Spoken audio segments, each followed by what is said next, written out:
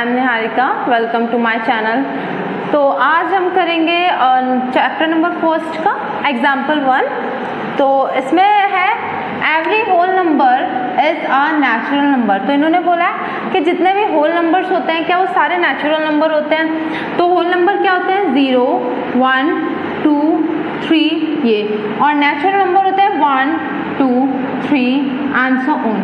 तो natural number में तो 0 आता ही नहीं है, तो 0 एक नेचुरल नंबर नहीं है। तो हम ये कह सकते हैं कि every whole number natural number नहीं होगा, तो ये क्या होगा, फॉल्स होगा। अगर ये इस तरीके से बोलता कि every natural number is a whole number तो ये सही होता, लेकिन इन्होंने बोला every whole number is a natural number. That means इन्होंने 0 को भी नेचुरल नंबर बोल दिया है। तो 0 जो होता है वो नेचुरल नहीं होता, वो होल नंबर होता है। ठीक है, नेक्स्ट देखते हैं। Next, every integer is a rational number. तो क्या एवरी इंटीजर रेशनल नंबर होते हैं? तो इंटीजर्स में कौन से नंबर आते हैं? नेगेटिव के भी होते हैं, 0 भी होता है, 1, 2, 3 पॉजिटिव नंबर्स भी होते हैं। Negative numbers 0 and positive numbers. तो ये क्या रेशनल नंबर होते हैं? यस, ये रेशनल नंबर होते हैं। तो ये हमारा ट्रू है। क्यों?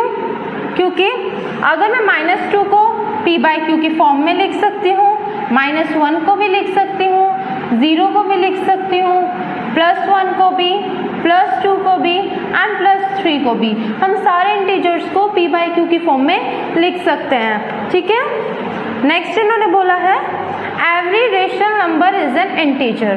तो इन्होंने बोल दिया एवरी रेशनल नंबर इंटीजर हो गए। तो क्या ऐसा पॉसिबल है? अब देखते हैं। अगर मैं ले लेती हूँ 2/3, क्या 2/3 एक इंटीजर है? ये एक इंटीजर नहीं है। इंटीजर्स कौन से होते हैं? जो कि निगेटिव हो, 0 हो और या पॉजिटिव हो, लेकिन वे होल नंबर होने चाहिए।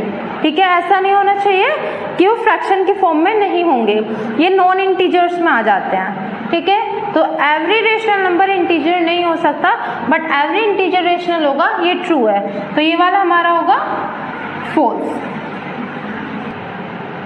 नेक्स्ट एग्जाम्पल शुरू करने से पहले हमें कुछ बातें जाननी होंगी। जैसे कि आपने नंबर लाइन पढ़ा होगा 8th में, छोटी क्लासेस में भी नंबर लाइन पढ़ते ही हैं। 0, -1, -2, -3, -4, 1, 2, 3 एंड 4। अगर हम देखें तो इस साइड हमारे सारे नंबर्स होते हैं, राइट हैंड साइड की तरफ हमारे सारे पॉजिटिव नंबर होते हैं, और अगर हम इधर जाएं तो ये नेगेटिव नंबर होते हैं। ठीक है, अगर हम लेफ्ट से राइट मूव कर रहे हैं तो हमारे नंबर्स क्या होंगे, वो बढ़ते जाएंगे। ठीक है, इंक्रीजिंग ऑर्डर होगा।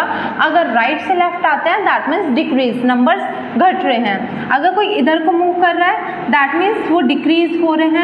अगर इधर मूव कर रहे हैं दैट मीन्स इंक्रीज हो रहे हैं। अब आपको बस अभी तक तो इतना ही पता था कि नंबर लाइन पे ये नंबर्स होते हैं, ये इसे हम इंटीजर नंबर लाइन भी बोल देते हैं, क्योंकि अभी तो नॉर्मली हमने इंटीजर शो किए गए हैं। बट ये अगर मैं आपको बताऊं तो मैं आपसे पूछती हूँ कि 1 और 0 के बीच में नंबर्स होंगे, तो इनके दोनों के बीच में भी अगर मैं ले लेती हूँ 0 और 1 के बीच में इनफाइनाइट नंबर्स होंगे। कितने? इनफाइनाइट नंबर्स होंगे।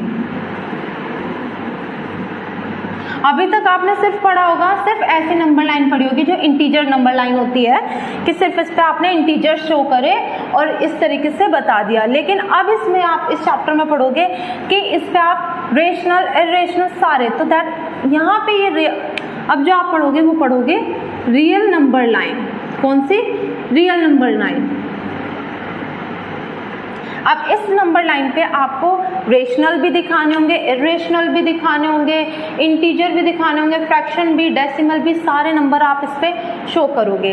अब मैंने आपसे पूछा था क्या 0 और 1 के बीच में नंबर्स होते हैं? तो हाँ, इसके बीच में इनफाइनाइट नंबर्स होते हैं। अगर हम बात करें 0.5 इसी में आएगा, 0.1 भी इसी में आएगा, 0.2 भी, 0.3 भी एंड 0.4 भी, ये सब इसी में आएंगे। ठीक है, एंड 0.9 तक ये ऐसे कंटिन्यू रहेगा।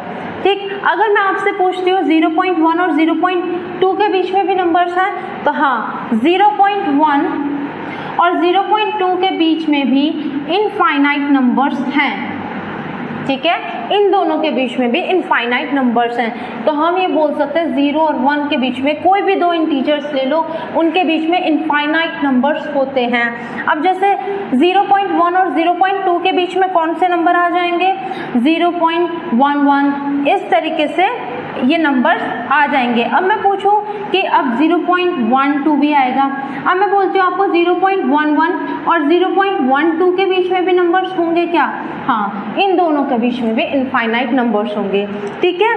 तो अगर आपसे बोलें कि हमें दो नंबर्स लेने हैं, मैंने दो इंटीजर्स ले लिया 1 और 2, नेक्स्ट एग्जाम्पल यही है, तो 1 और 2 के बीच में इंटीजर्स फाइंड करने को देंगे आपको। जो अब एग्जाम्पल्स आएंगे उसमें आपको बोलेंगे दो इंटीजर दे दिए, दो फ्रैक्शन दे देंगे, कोई भी दो नंबर दे देंगे, मान लो आपको 2/5 दे दिया, 6/7 दे दिया, कोई भी नंबर दे दिया, कोई भी फ्रैक्शंस दे दिए, उसमें आपको बोल दिया जाएगा कि इनके बीच के रेशनल नंबर निकालो। बोल सकते हैं 10 निकालो, 20 निकालो, 5 निकालो, 4 निकालो, तो वो आपको फाइंड आउट करने होंगे, ठीक है। तो अब हमें नेक्स्ट एग्जाम्पल नंबर 2, इसमें हमें रेशनल नंबर निकालने हैं, कितने, 5 रेशनल नंबर बिटवीन 1 और 2। तो किसके बीच में निकालना है, 1 और 2 के बीच में 5 रेशनल नंबर निकालना है, ठीक है। अब ये हम पहले मेथड, फर्स्ट मेथड है कि हम इसे मिड पॉइंट से करेंगे। अब आपको मिड पॉइंट कोऑर्डिनेट में भी पढ़ाया जाएगा और आगे चैप्टर्स में आएगा, तो अभी आप फॉर्मूला याद करिए। अगर आपको किसी का भी मिड पॉइंट निकालना हो तो क्या करेंगे आप, पहले नंबर को अगर मैं इसको x मानती हूँ और इसको x2 माना, तो मिड पॉइंट का फॉर्मूला होता है, मिड पॉइंट कैसे निकालते हैं, x1 + x2 / 2, ठीक है। ये हमें फॉर्मूले को अप्लाई करना है। अब 1 और 2 का पहले मिड पॉइंट निकाल लीजिए, तो 1 और 2 का मिड पॉइंट क्या होगा, 1 और 2 का होगा 1 + 2/2, कितना आ जाएगा, 3/2।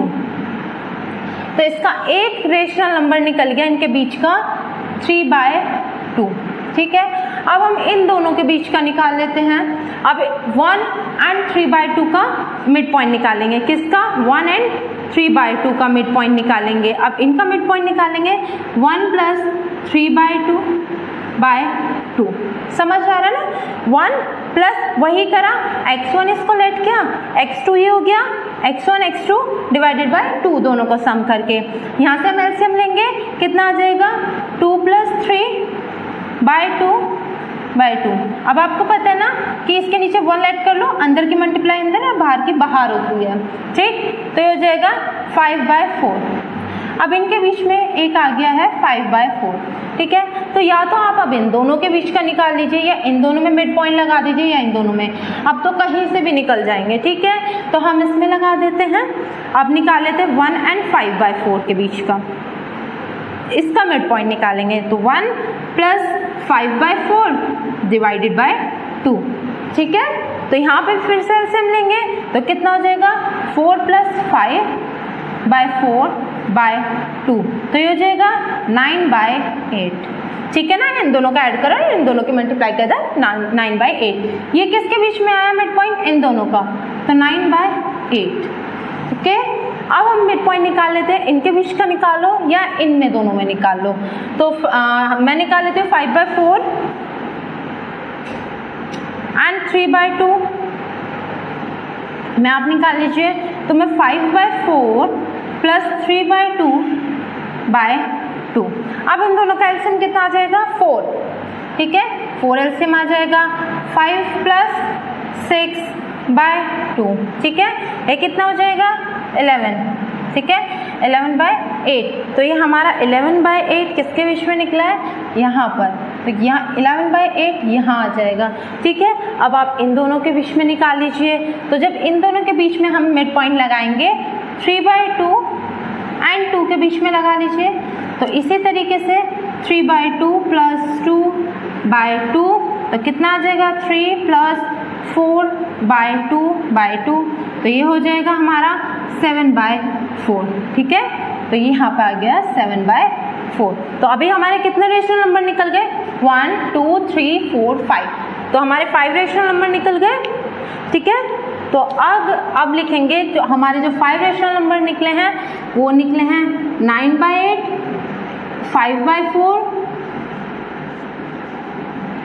नेक्स्ट 11/8, देन 3/2 एंड 7/4, ठीक है। तो ये हमारे 5 रेशनल नंबर निकल गए। ये वाला मेथड जो है थोड़ा सा लेंथी पड़ता है। अगर आपको 10 रेशनल नंबर निकालने के लिए बोल दिया तो आप इसे 10 टाइम्स करोगे, तो ये मेथड थोड़ा लेंथी पड़ता है। अब चलते हैं सेकंड मेथड पे। तो अब सेकंड मेथड देखते हैं। सेकंड मेथड में स्टेप बाय स्टेप समझना बहुत ईजी है। हमें कितने रेशनल नंबर निकालना है? 5, ठीक है। तो कितने निकालना है हमें? 5। तो इसका एक फॉर्मूला होता है कि n हमारा निकला है 5, तो आप कर लीजिए n + 1, that is 5 + 1 is equals to 6, ठीक है। 6 आ गया। अब यहाँ पे लिख लीजिए आप 1 को 1/1 लिख सकती हूँ और मैं 2 को लिख सकती हूँ 2/1, ठीक है। अब इसके न्यूमरेटर और डिनोमिनेटर में किससे मल्टीप्लाई कर दीजिए? 6 से। इस साइड में न्यूमरेटर में भी और डिनोमिनेटर में भी 6 से मल्टीप्लाई कर दीजिए। यहाँ पे ये कितना आ जाएगा? यहाँ पे 6/6 ले लो इसको और यहाँ पे आ जाएगा 12/6, ठीक है। 12/6 आ गया। अब बस आपको इसके बीच में रेशनल नंबर निकालना है। इनका न्यूमरेटर चेंज करते जाइए। 7/6, 8/6, 9/6, 10/6 एंड 11/6, ठीक है। कितना होगा? 1 2 3 4 5। तो ऐसे ये बहुत शॉर्ट मेथड है। फर्स्ट वाला मेथड जो है बहुत लेंथी है, सेकंड मेथड बहुत शॉर्ट है और इजी भी है। तो इसमें अगर आपको बोल दिया कि 10 रेशनल नंबर निकालो तो 10 कैसे करोगे? तो n + 1, n कितना हो जाएगा आपका? 10 + 1 11। तो आप 11 से ऊपर नीचे मल्टीप्लाई करोगे तो आपके बीच में 10 रेशनल नंबर आ जाएंगे। अब इसमें कितनी बार हो सकता है कि आपका आंसर मैच नहीं होगा? तो इसमें आंसर मैच नहीं होंगे क्योंकि मैंने अभी बताया था 2 नंबर्स के बीच में इनफाइनाइट नंबर्स होते हैं रेशनल नंबर, ठीक है। तो हो सकता है कि आप इस मेथड से निकालें, कोई और बच्चा हो दूसरी मिड पॉइंट से निकाले। तो अभी आपने देखा था मिड पॉइंट से अलग रेशनल नंबर आए थे, लेकिन हमारा इस वाले मेथड से अलग रेशनल नंबर आया। तो आंसर वेरी कर सकता है।